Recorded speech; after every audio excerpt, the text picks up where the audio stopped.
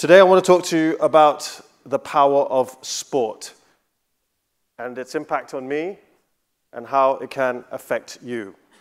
And that's why I'm going to be talking to you about how to be a seasoned pro. What is a seasoned pro? Well, he or she is someone who is at the top of their field, who knows a subject particularly well or is very, very good at what they do. So in sport, that is also something that is used, a phrase that is used for a particularly good player. I love the fact that that has a double connotation, and that's exactly why I named my company Seasoned Pro. But I also, as a Singaporean, love acronyms. And so Seasoned Pro also stands for Southeast Asian Sports Organization Events and Development Professionals, which is quite a mouthful, but we'll stick with Seasoned Pro. So what is it about sports? Well, I'm sure many of you are sports fans. I certainly am a massive one, primarily because of the visceral feeling of sports. You don't know what's going to happen next. The predictability of sports is something very, very appealing. The anticipation of what's going to happen next, the feeling of the unknown. There is absolutely no idea of what is going to transpire. That, I think, is very, very attractive. Of course, there is also the adrenaline rush. When you're playing or when you're watching a sport, that feeling of being involved, even if you're watching, is so, so powerful. And that goes back, for me, my love of sports, to my father. Of course, he was a big player in the Olympics in 1964. He was in the Asian Games as a hockey goalkeeper, and he transmitted that to me. So I grew up loving sports, and he took me to major, major sports events around the world. He's for schooling, and he wanted a more all-rounded education, and that's why I play a lot of sports. And it was cricket that I sort of started to make my name, and at age 19, I made my debut for Singapore in cricket. And I played for about 7 years in the national team. And I decided at 26, for a couple of reasons, to retire from international cricket and focus on my career. I joined a regional sports TV firm, and I wasn't actually sure what I wanted to do with my life at that point. And I think some of you may come to that kind of crossroads later on. But I thought I'd go with sports since I knew it best. So having joined that sports TV network, I realized that sports in Singapore in particular was really picking up. There was talk of building a massive sports hub. Singapore was going to become a host of Formula One, so the Grand Prix was coming to this country. Things were really now beginning to move fast in Singapore. And that prompted me at some point to think, you know what, I don't want to work for anyone else. I can't take orders from people. I want to be in that position where I make decisions. I want to start my own sports events and marketing firm. I thought it's time to go and strike out on my own. And so I decided, what's the best way of getting attention? How will people start noticing what I do? I need to make a mark. Well, we started doing events with some big, big names. Through the context I had built working for TV, I got massive names in to try and get us on the map. And it worked. But I felt this is only a little facet of what we want to do. Let's move on. What else can we achieve here? Now, one of the things I was looking to do was to get people to play cricket, of course. That's my background, especially more Singaporeans. The problem is, of course, we don't have great weather in this country for cricket. It's either way too hot or it's raining a lot. Games are expensive in this country because there aren't many cricket grounds. What can I do? Well, I came up with indoor cricket here, where you're playing in a covered arena. There is no weather to be a problem. It's much cheaper than playing outdoor cricket, and certainly it's more attractive in the sense that the ball is not so hard, because some kids especially, they don't want to play cricket with a hard ball. And a game takes 2 hours. Absolutely perfect. We started in places like this, a futsal court. We didn't have a proper international standard indoor cricket court. So people took a little bit of time to get used to this. They weren't sure about this sport. What is indoor cricket? As we began to gather steam, we attracted a bit of attention, and we were approached in 2012 hey, would you like to start international indoor cricket for Singapore? I was amazed. I was like, sure, that's fantastic. That'll really get people excited. So we started to get teams together, and we decided to enter the Masters World Cup. That's for veterans, people aged 30, over 35, and over 40. And we went to South Africa, the South Africa Masters World Cup in 2013. Now, remember, we'd never played in an international tournament. We hadn't played in an international standard proper indoor court. So we went there with very little expectations, and we thought we'd give it our best shot. It was a real treat for us, and a very proud moment to be standing there singing the national anthem and thinking, let's get through this and let's have some fun. We got thrashed by Australia first game, no surprises. And then we played England next. So just picture this. We're doing pretty well against England. It's the last over of the game, and as luck would have it, I'm at the crease.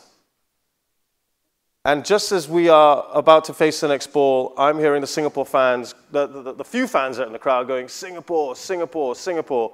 And it's dawned upon me suddenly, oh my God, this is a hobby, just a sport. I started in Singapore 4 years ago just to get people to play. Here I am now, we're playing a major world power in cricket, and we could win this. It was a very powerful moment. And I suppose, in many ways, kind of poetic. I managed to hit the winning runs. We actually won. We beat England. That was one of the proudest moments of my career. There were tears everywhere. There were emotions. It was something so powerful. I'll never, ever forget it. And it's always great to beat the English at their own sport as well. So after that, that was a major moment, I think, for indoor cricket. I'd come out of retirement. I was 38 at the time when I played this. And a lot of the other guys, they got so excited by playing indoor cricket that we decided to come back to Singapore and really make a go of it now. No more playing in futsal courts. Let's make a proper court. So we had someone, he set up a court, and we started taking part in World Cups. And there are also Junior World Cups. Some of you may want to play for Singapore. As long as you live in this country, you can represent Singapore. And I think this is a fantastic opportunity, something we will never, ever do in the outdoor version of the game, let's be honest. And now we have an international, a standard court. In fact, there's a tournament going on right now in Singapore as I speak with the likes of India and New Zealand and Sri Lanka. They're all playing. So that just shows you how far we have come. And that's when I thought, okay, time for me to move on. Indoor cricket has gone very, very far. I want to move away. Let's look at outdoor cricket. And I became a disruptor of sorts. I started getting people to play cricket much more than they usually did. And now we supply cricket matches to 50 out of the 52 weeks a year. So there's lots of cricket going on in Singapore, something that wasn't possible just a short while before. So, Season Pro, my business, was doing well. What about this Season Pro? Well, I wanted to elevate my media career because I'd been focusing so much on the business side of things. And I had, of course, done a fair bit of commentary by then. I'd done even punditry. I'd produced earlier. I wanted to do more things in front of the camera. So I pushed and pushed. And that's something I think I want to transmit to you guys is if you want to get involved in media and sports media in particular, it is about pushing yourselves, about really networking. And I got to the point where I didn't want to be seen as just a football commentator. I was doing commentary of all other sports, rugby, hockey, squash. And the best bit was I got to go to the Olympics in 2016, which was a huge honor for me. I've managed to go to major games. Next year I'll be at Tokyo 2020, which will have special resonance for me because my father competed in the 64 games. As I mentioned, I'll love to take him with me and be there as part of the Olympics together as father and son. So, as I said, you need to be multi-skilled in the industry. As I produced, I commentated, and then I wanted to present more. And I got my big break not long after working for a major, hosting events like this, and then getting to a big sports network.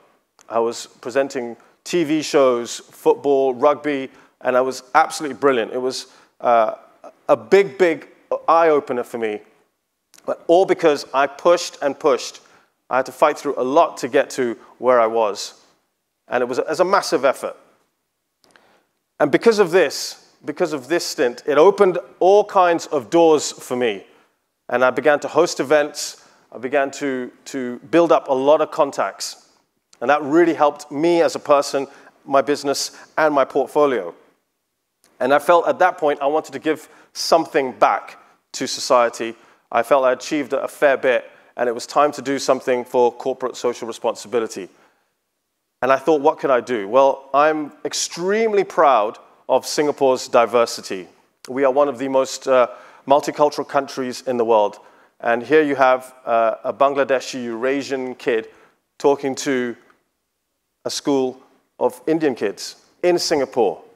That, I think, is testament to what this country has achieved. Unfortunately, as we all know these days, there are many voices of division at the moment who want to tear this world apart based on language, race, color, religion. And I wanted to push back against that, and I thought Singapore was the perfect place to do that. And that's how I came up with the concept of Singapore United. I wanted to unite people through the language of sport, because it is the one language that pretty much everyone knows. So I came up with the Singapore United Football Fiesta, where you get to play in Singapore football, just a simple sport of football, to start with football and then move on to other sports, where you play for your country of birth or citizenship.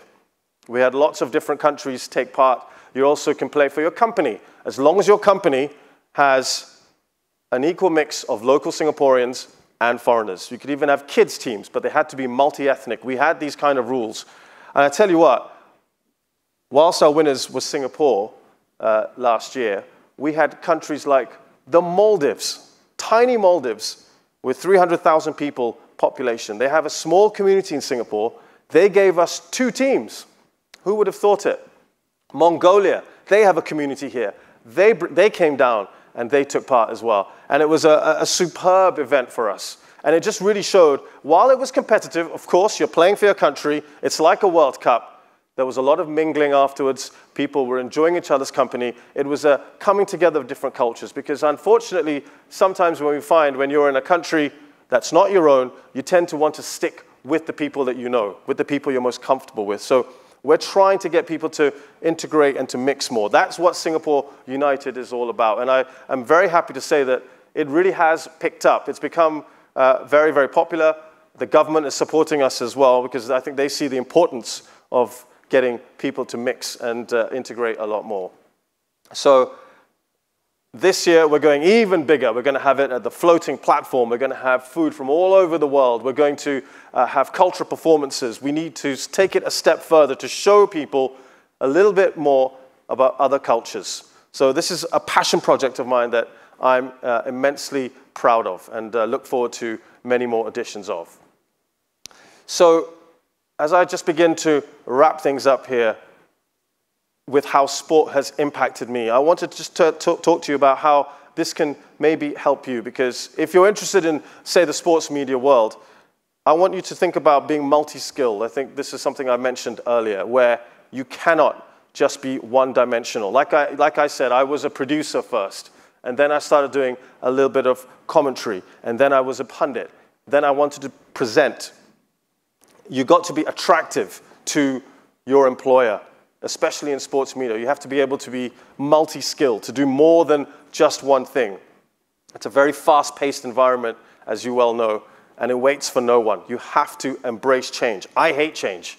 I'm not a big fan of it, but I had no other choice but to go with the times. You have to be versatile and flexible if you want to work in the gig economy. That's basically someone like me who goes around. I'm a freelancer. I've been a full-time freelancer since 2008. That's 11 years of doing that. That sounds scary to some people, but I have embraced that. I've not looked back on that decision to be someone, especially in media, who just gets jobs here and there. I've not been a full-time employee of any company for a very long time.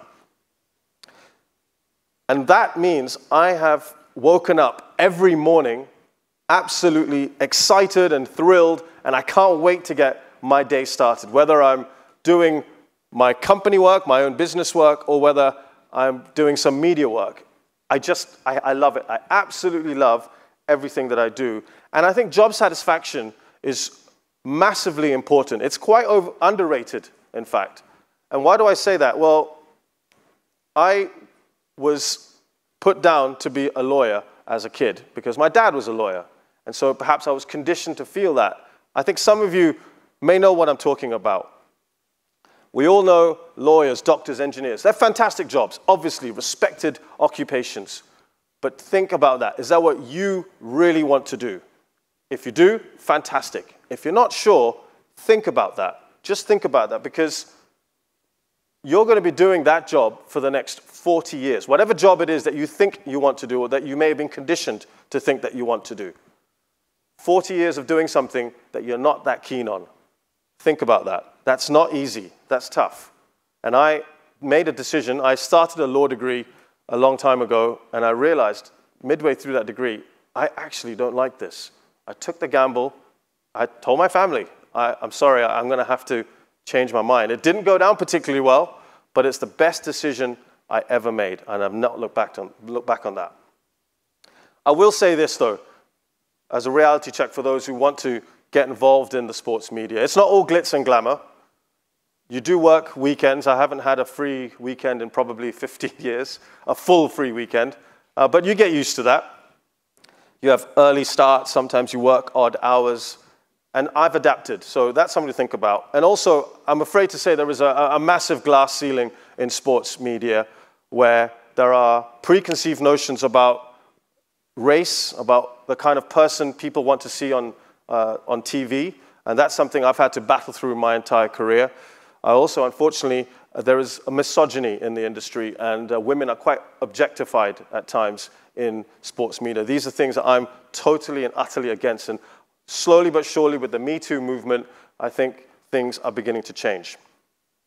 So as I just begin to wrap up, I just want to tell you, in sports, as in life, please do keep your eye on the ball. There are always moments of intensity in any kind of match and in life. There are lull periods, but always keep your eye on the ball. Never take it off, because you can always learn something, even from the sidelines. That is absolutely crucial.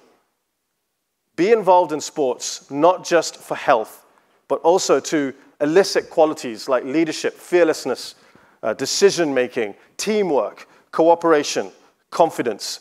All of these things can help you become a seasoned pro.